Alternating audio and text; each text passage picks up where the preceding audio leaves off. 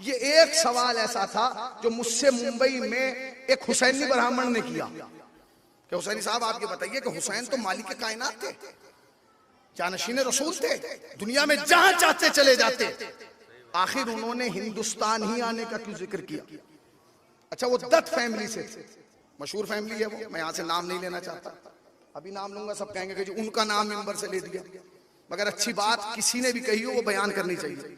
तो उन्होंने मुझसे पूछा कि मौलाना आखिर ये बताइए कि ये इमाम हुसैन ने हिंदुस्तान ही आने का प्रोग्राम क्यों बनाया?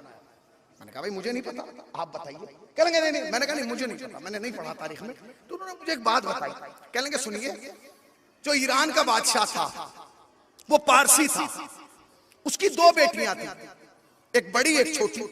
बड़ी का नाम था मेहरबानो, छोटी का नाम था शहरबानो। तो वो जो मेहरबानो थी उसकी शादी हिंदुस्तान में एक बादशाह से हुई जिसका नाम था चंद्रगुप्त। उसकी शादी कहां हुई? हिंदुस्तान में चंद्रगुप्त से, बादशाह से। और वो जो छोटी बहन थी उसकी शादी हुई इमाम हुसैन से जिसका नाम था शहरबानो। और किया आपने? कितना पुराना रिश्ता है हिंदुस्तान का और हुसैन का, देखा आपने कितना पुराना रिश्ता है। हो गई शादी।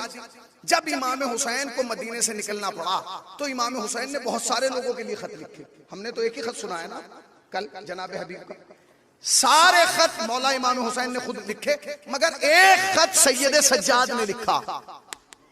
वो किसको लिखा? वो चंद्रगुप्त के बेटे के नाम लिखा। वो कौन था?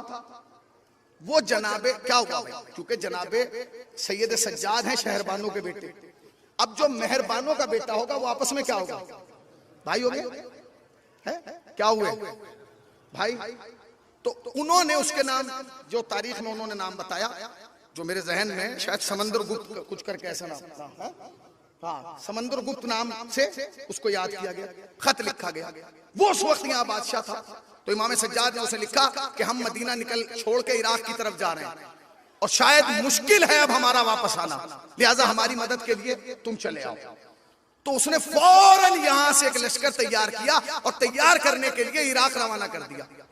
अब ये जो मुझे वाकया सुना रहे थे ये थे दत्त फैमिली के। उन्होंने जो पूरा वाकया सुनाया उसकी वजह क्या थी वो सुन लीजिए। वो कहने लगे कि वो खुद तो गया नहीं, उन्होंने काफिला बना के एक लश्कर बना के वहां भेजा। जिस इंसान को उस लश्कर का सरदार बनाया उसका नाम था राहिब दत्त। उसका नाम क्या था? राहिब दत्त। वो वहां जब पहुंचे, जिस वक्त कूफे में पहुंचे, उस वक्त इमाम हुसैन शहीद हो चुके थे। अब जब इमाम हुसैन शहीद हो चुके, ये गैरतदार कौम थी जो दत्त थी, इन्हें पता चला कि इमाम हुसैन शहीद हो गए, तो उन्होंने कहा हमारे तो आने का कोई फायदा नहीं, इसलिए कि जिसे हम बचाने आए वही खत्म हो गया। तो इन्होंने अपनी तलवारें निकाली और अपनी गर्दनों पर रख ली। कब हमें जीने का कोई हक नहीं है। तो किसी ने इनसे कहा कि रुक जाओ, अभी इतनी जल्दी ना करो, अभी एक कैद में है जो हुसैन का इंतकाम लेगा। का कौन? का उसका नाम है अमीर मुख्तार। उसका नाम क्या है? अमीर मुख्तार। जब जनाब मुख्तार रिहा हुए और जनाब मुख्तार ने इमाम हुसैन के कत्ल का इंतकाम लिया, तो ये दत्त ब्राह्मण जो थे, ये जो काफिला यहां से गया था, इन्होंने उनके साथ मिलके इमाम हुसैन के कातिलों से बदला लिया। कितना पुराना रिश्ता हो गया, कितना पुराना रिश्ता हुआ। आज का रिश्ता।